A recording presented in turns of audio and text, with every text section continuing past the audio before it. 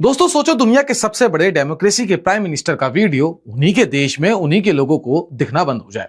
अब सुनने में तो फिल्मी लगेगा, पर यह बिल्कुल सच है और ये अभी कल ही हुआ है। आज हम बात करेंगे फेसबुक ने पीएम नरेंद्र मोदी की उस वायरल सेल्फी वीडियो को इंडिया में रेस्ट्रिक्ट क्यों किया, मेटा ने क्या सफाई दी है और इस पूरे मुद्दे के पीछे आखिर सच क्या है। बिना लाग लपेट के पूरी तरह फैक्ट्स के साथ बात करेंगे। वीडियो को एंड तक देखना, क्योंकि जो आखिरी हिस्सा है वही सबसे ज्यादा जरूरी है। नमस्कार दोस्तों, मेरा नाम है करण शर्मा और आप लोग देख रहे हैं मेरी नजर से।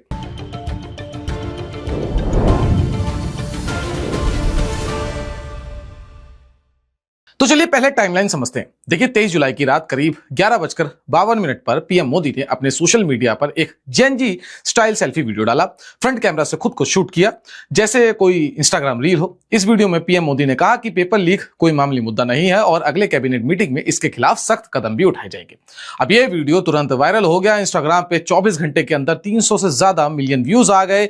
ये एक वर्ल्ड रिकॉर्ड बन गया जो पहले यूट्यूबर आईशो स्पीड के फीफा वर्ल्ड कप वाले रील के पास था।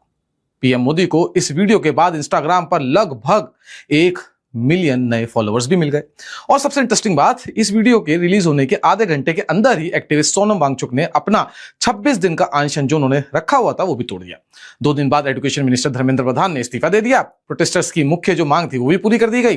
तो ये वीडियो सिर्फ एक सोशल मीडिया पोस्ट नहीं थी, ये एक हाई स्टेक्स पॉलिटिकल मूवमेंट था। लेकिन 28 जुलाई को यह खबर आई कि यही पहला वीडियो जिसे फेसबुक पर 9.3 मिलियन लाइक्स और 650,000 कमेंट्स मिल चुके थे, अब इंडिया में फेसबुक पर एक्सेसिबल नहीं है।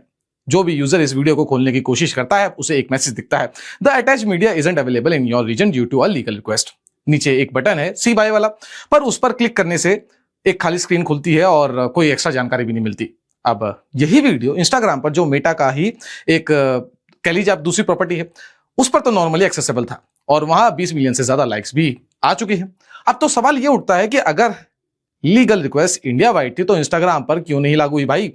अब ये डिस्क्रिपेंसी ही है इस पूरे मुद्दे को जो और कंफ्यूजिंग बना देती है। कई एक्स यूजर जैसे तजिंदर बग्गा और दूसरे बीजेपी सपोर्टर्स ने इस रेस्ट्रिक्शन के स्क्रीनशॉट्स शेयर किए और सीधा सवाल पूछा, किसने ये रिक्वेस्ट भेजी भाई, किस अथॉरिटी ने भेजी, किस प्रोविजन के तहत आपको भेजी गई है। लोगों ने यह भी लिखा कि अगर खुद पीएम का पोस्ट रेस्ट्रिक्ट हो सकता है तो भाई नॉर्मल यूजर्स के लिए कितना खतरा है। अब इस रिपोर्ट तक मेटा की तरफ से वीडियो स्पेसिफिकली क्यों रेस्ट्रिक्ट हुई इसका कोई ऑफिशियल डिटेल स्पष्टीकरण पब्लिक नहीं आया है। हाँ, क्या कहा है उन्होंने वो मैं आपको आगे वीडियो में बताऊंगा। अब यहां थोड़ा टेक्निकल होना जरूरी है क्योंकि बिना इसे समझे पूरी तस्वीर क्लियर नहीं होगी। इंडिया में देखिए आईटी एक्ट के सेक्शन 69A के तहत गवर्नमेंट को यह अधिकार है कि वो किसी भी ऑनलाइन कंटेंट को सॉवरेनिटी, इंटीग्रिटी, नेशनल सिक्योरिटी या पब्लिक ऑर्डर के नाम पर ब्लॉक करवा सकती है। इसके अलावा section 79 sub section 3 clause B के तहत अगर कोई लॉ एनफोर्समेंट एजेंसी जैसे दिल्ली पुलिस किसी प्लेटफॉर्म को टेक डाउन नोटिस भेजती है तो प्लेटफॉर्म को तुरंत कंप्लायंस करना पड़ता है, वरना उनका जो वो सेफ हार्बर लीगल प्रोटेक्शन है वो चला जाएगा और उनके लोकल एम्प्लॉयज पर क्रिमिनल लायबिलिटी का खतरा भी आ जाता है। अब यहां एक इंपॉर्टेंट कॉन्टेक्स्ट है जो आपको देखना जरूरी है। यह वही मैकेनिज्म है जो पिछले कुछ महीनों में कई बार पीएम मोदी की जो क्रिटिक्स हैं उनके अगेंस्ट भी यूज हो चुका है। दिसंबर 2025 में दिल्ली पुलिस की रिक्वेस्ट पर कांग्रेस के 2 AI जनरेटेड वीडियोस जिनमें पीएम मोदी और गौतम अडानी दिखाए गए थे, मेटा ने रेस्ट्रिक्ट कर दिए थे। इसी तरह कॉमेडियन राजीव निगम और सटायर पेजेस जैसे politics, 4PM news, national Dastak, इन्हें भी गवर्नमेंट डायरेक्टिव्स के बाद फेसबुक पर बैन कर दिया गया था। बंगाल के CPIM लीडर शतरूप घोष का एक सटायरिकल पोस्ट जो पीएम के टेलीप्रॉम्प्टर पर तंज कसता था सिर्फ 5 मिनट में ही हटा दिया गया था और मेटा ने वही स्टैंडर्ड मैसेज दिया था, restricted pursuant to legal requirements under India's IT rules. The wire का इंस्टाग्राम अकाउंट भी एक कार्टून की वजह से पूरा ब्लॉक हो गया था, जिसके बाद में ये एरर बताकर रिस्टोर भी कर दिया गया था फेसबुक की तरफ से। इसमें अभी क्लियर नहीं कि भाई दिक्कत क्या थी। तो ये सिस्टम एक दोनों तरफ चलने वाली तलवार है। ये मैकेनिज्म किसी एक पार्टी के अगेंस्ट नहीं है बल्कि कई तरह के कंटेंट के अगेंस्ट यूज हो चुका है, चाहे वो पीएम मोदी का अपना ही क्यों ना वीडियो हो या उनके क्रिटिक्स का सटायर हो। अब या तो भाई साहब मेटा को लीगल रिक्वेस्ट मिली होगी जो ये लोग पब्लिकली एक्सप्लेन नहीं कर पाए हैं कि भाई ये जो सिस्टम की रेस्ट्रिक्शंस है वो गवर्नमेंट ने इनको भेजा था, या गवर्नमेंट का जो ये खुद का बनाया हुआ सिस्टम है वो इतना ओपेक बन गया है कि खुद प्राइम मिनिस्टर का जो कंटेंट है वो भी इसकी लपेट में आ गया है। अब इस खबर पर जो रिएक्शन आया है वो भी देखना जरूरी है क्योंकि ये डिस्कशन का बहुत बड़ा हिस्सा बन चुका है। कई बीजेपी सपोर्टर्स और कमेंटेटर्स ने इसे डिजिटल सॉवरेनिटी का सवाल बनाया। उनका कहना है अगर एक फॉरेन ऑन प्लेटफॉर्म जो इंडिया से इतनी भारी एडवर्टाइजिंग रेवेन्यू कमाता है, पीएम के कंटेंट को बिना ट्रांसपेरेंसी के रेस्ट्रिक्ट कर सकता है, तो कॉमन यूजर के लिए भाई क्या गारंटी है? बात तो सही है। कई लोगों ने एमआईबी यानी कि ministry of information and broadcasting से सीधा सवाल भी पूछा कि वो इस मुद्दे पर चुप क्यों है और क्या उन्होंने खुद कोई रिक्वेस्ट भेजी थी या नहीं। दूसरी तरफ कुछ लोग ये भी कह रहे हैं कि भाई ये आयरनी है, जो टूल अक्सर क्रिटिक्स के कंटेंट को हटाने के लिए यूज होता था, वही टूल अब शायद खुद पीएम के कंटेंट पर भी लग गया है। जर्नलिस्ट और डिजिटल राइट्स ग्रुप जैसे इंटरनेट फ्रीडम फाउंडेशन पहले भी इस ओपेक टेक डाउन सिस्टम पर सवाल उठा चुके हैं। उनका कहना है कि जब तक ये क्लियर नहीं होता कि रिक्वेस्ट किसने भेजी और किस वजह से भेजी गई, तब तक किसी भी एक साइड की थ्योरी को कंफर्म करना मुश्किल है। अब आप समझ सकते हैं कि दोनों तरफ की थ्योरी को कंफर्म करना मुश्किल है। अब यह भी याद रखना जरूरी है, देखिए यहां पे इंपॉर्टेंट पार्ट आता है। मेटा का इंडिया में एरर का जो ट्रैक रिकॉर्ड है ना भाई, वो बहुत पुराना है।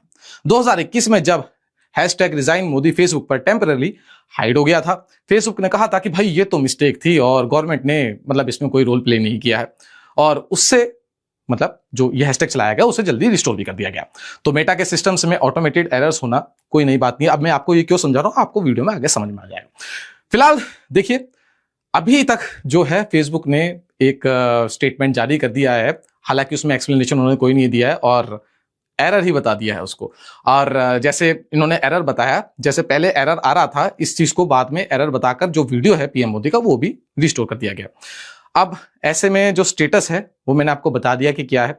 अगर आपको स्टेटमेंट देखना है तो मैं यहाँ पे अभी देखिए एक स्क्रीनशॉट लगा रहा हूँ, जो न्यूज एजेंसी हमारी एएनआई, उन्होंने ये जो सुबह कंफर्म भी किया है, और आप देख सकते हैं आपकी स्क्रीन पर आ रहा होगा, the content was removed in error and has since been restored. मतलब मेटा ने खुद मान लिया कि भाई ये एक एरर था और वीडियो अब रिस्टोर हो चुका है। बहुत जरूरी बात यहां पे है कि मेटा के इस छोटे से स्टेटमेंट में कुछ भी चीजें अभी तक अनआंसर्ड ही दिख रही हैं। मतलब कोई भी चीज आपको आंसर्ड लगी यहां पे? कुछ बताया मेटा ने, क्लियर किया? मेटा ने यही नहीं बताया कि भाई एग्जैक्टली एरर क्या था, क्या ये उनका ऑटोमेटेड सिस्टम था जो मतलब गलती से इसी पुरानी दूसरे कंटेंट के लीगल रिक्वेस्ट वाली जो वीडियो से मैच कर बैठा है जैसा मैंने आपको बताया, या फिर ये किसी दूसरे प्रोसेस का साइड इफेक्ट था। और भाई साइड इफेक्ट तो पीएम मोदी के ही पोस्ट पे क्यों हुआ? और अगर ये सच में सिर्फ एक टेक्निकल एरर था तो फिर से CY बटन क्लिक करने पर खाली स्क्रीन क्यों आ रही थी, जबकि नॉर्मली उस बटन के पीछे कम से कम भाई कुछ रेफरेंस तो दिखना चाहिए था ना। अब यहां एक इंटरेस्टिंग चीज भी दिखी, जैसा मैंने आपको पहले बताया, यही इसी महीने की अगर हम बात करें तो मेटा के सिस्टम्स ने कई दूसरे इंसिडेंट्स भी देखे, जैसे फेक AI जनरेटेड वीडियोस देखी पीएम मोदी की। यूनियन मिनिस्टर का आपको याद आया होगा, जो पीयूष गोयल का एक AI जनरेटेड वीडियो आया था, उसको भी देखा गया, जो पाकिस्तान लिंक्ड हैंडल से सर्कुलेट हो रहे थे और जो दिल्ली पुलिस ने बताए थे कि भाई ये 400+ अकाउंट्स जो इन्हें ब्लॉक कर दिया जाए। और अलग से जो मिनिस्ट्री ऑफ इंफॉर्मेशन ब्रॉडकास्टिंग, उन्होंने भी मेटा को इंस्टाग्राम पर CSAM से जुड़ी एडवर्टाइजिंग के बारे में 7 दिन में जवाब भी मांगा था और इसके लिए नोटिस भी भेजा था। तो भाई आपको क्या लगता है, मेरा सवाल आपसे है, क्या ये टेक्निकल एरर था? इस बात पर भरोसा किया जाना चाहिए या इसके पीछे कुछ तो भाई छिपा है जो मेटा छुपा रहा है? कमेंट सेक्शन में जरूर बताइए। और अगर ये वीडियो आपको पसंद आई है, यूजफुल लगी है, तो चैनल को सब्सक्राइब करना मत भूलिएगा, क्योंकि जैसी इसी स्टोरी में कोई भी नई अपडेट आएगी मैं आपको सबसे पहले बता दूंगा। मिलते हैं अगली वीडियो में, तब तक के लिए देखते रहिए CF TV। जय हिंद।